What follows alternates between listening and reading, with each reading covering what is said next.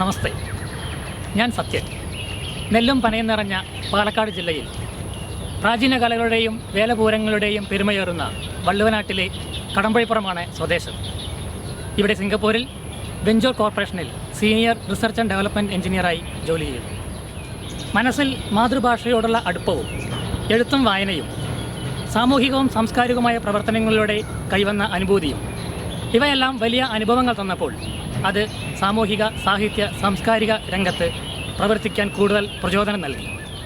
എഴുത്തും വായനയും സമൂഹത്തിൻ്റെ നിലനിൽപ്പിനും ഉന്നമനത്തിനും അനിവാര്യമാണെന്ന് ഞാൻ വിശ്വസിക്കുന്നു.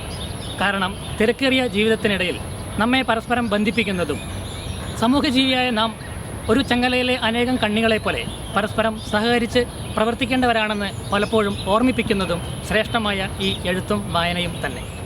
ഈ ശ്രേഷ്ഠത ഉൾക്കൊണ്ട് മഴയെ കൂട്ടുപിടിച്ച് എൻ്റെ ബാല്യകാലത്ത് പല മഴക്കാലങ്ങളിലൂടെ കടന്നുപോയ മഴ സ്മൃതികളാണ് ഞാൻ എൻ്റെ പ്രഥമ പുസ്തകത്തിലൂടെ സ്നേഹപൂർവ്വം നിങ്ങളിൽ എത്തിക്കുന്നത്. മഴയിൽ നനഞ്ഞ സ്വന്തമായ ഒരു മഴക്കഥയില്ലാത്തവരായി ആരെങ്കിലും ഉണ്ടോ? മഴ ഒരു അനുഭവമാണ്, അനുഗ്രഹമാണ്, പ്രകൃതിയുടെ വരദാനമാണ്.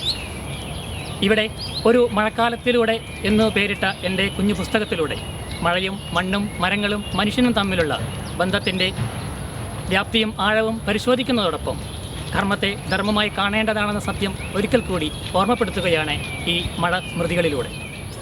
അധ്വാനത്തിലൂടെ അഭിമാനപൂർവ്വം ഉയർന്നു വന്ന അച്ഛനും അമ്മയ്ക്കും സ്നേഹാദരങ്ങളോടെ സമർപ്പിക്കുന്ന ഈ പുസ്തകത്തിൻ്റെ പ്രകാശന ശുഭവേളയിൽ അറിവിൻ്റെ ആദ്യാക്ഷരങ്ങൾ പകർന്നു തന്ന എൻ്റെ എല്ലാ ഗുരുനാഥന്മാർക്കും, കുടുംബാംഗങ്ങൾക്കും, ജന്മനാടിനും നാട്ടുകാർക്കും, പ്രിയ സുഹൃത്തുക്കൾക്കും ഹൃദയത്തിൽ നിന്നുള്ള എൻ്റെ സ്നേഹവും നന്ദിയും ആദരവും അറിയിക്കട്ടെ.